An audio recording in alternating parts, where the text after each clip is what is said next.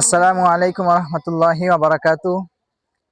আমাদের মাদারীপুর জেলার কালকিনি উপজেলার কোয়ারিয়া ইউনিয়নের মোল্লারহাট লঞ্চঘাট থেকে মোল্লারহাট মোল্লারহাট বাজার থেকে মোল্লারহাট লঞ্চঘাট পর্যন্ত এই যে রাস্তা ঢালাই হয়েছে কিছুদিন আগে।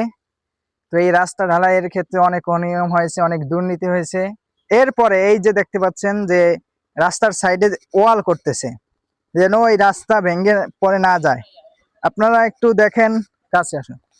এই যে ইটের অবস্থা দেখেন, এই যে ইট, এর চাইতে এই খারাপ ইট আছে কিনা এগুলা জানা নাই, এর চাইতে খারাপ ইট আছে কিনা জানা নাই ভালোভাবে। এই যে দেখতে পাচ্ছেন, এই যে এর চাইতে খারাপ ইট আছে কিনা জানা নাই।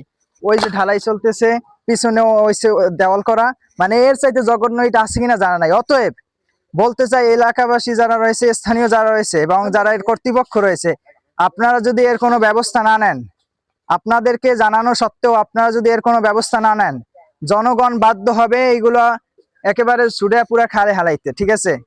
এজন্য যারা স্থানীয় লোক রয়েছেন, যারা কর্তৃপক্ষ রয়েছেন, যারা দায়িত্বশীল রয়েছেন, তাদের কাছে বিনতি অনুরোধ, অনতিবিলম্বে এই ইটকে সরিয়ে ভালো 1 নাম্বার ইট দিয়ে কাজ করানোর অনুরোধ রইল।